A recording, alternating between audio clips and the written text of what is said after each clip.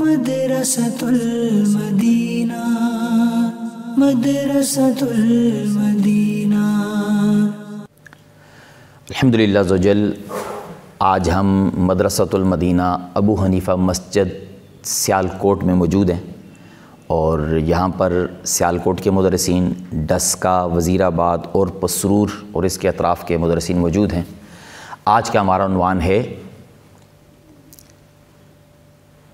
سرپرست تعاون نہیں کرتے، یہ عنوان ہے۔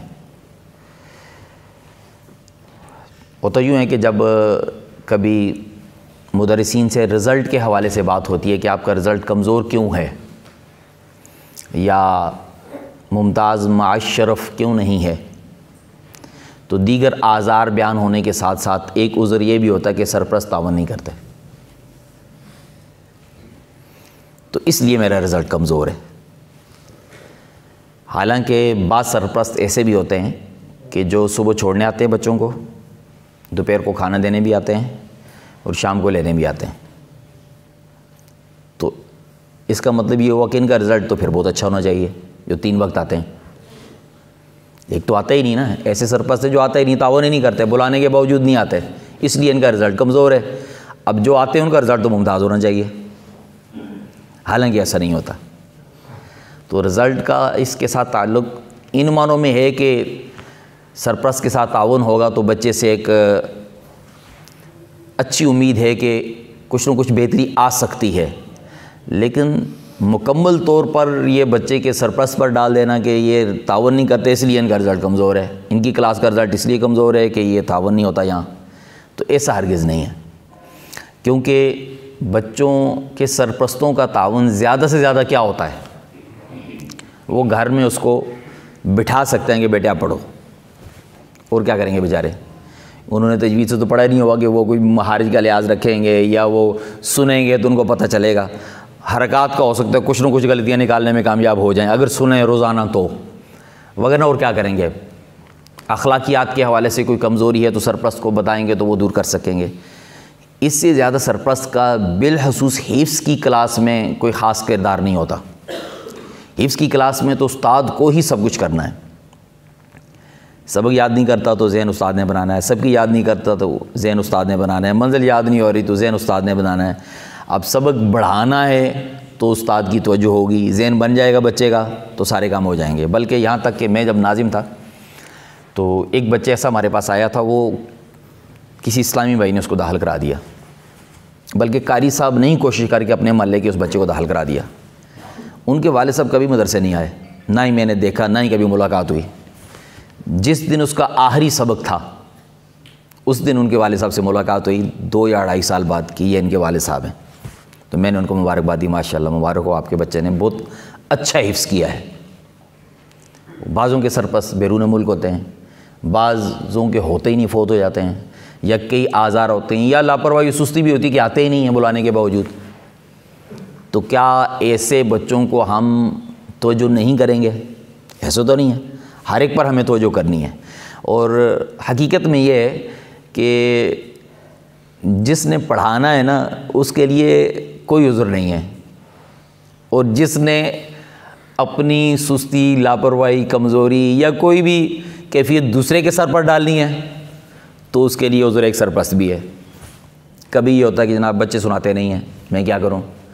کبھی یہ ہوتا ہے کہ بچوں کو آتا ہی نہیں ہے، بچے یاد ہی نہیں کرتے، کبھی سرپرست پر، کبھی جناب ماحول پر، یعنی مختلف آزار تیار کیے ہوتے ہیں جس نے پڑھانا نہیں ہے۔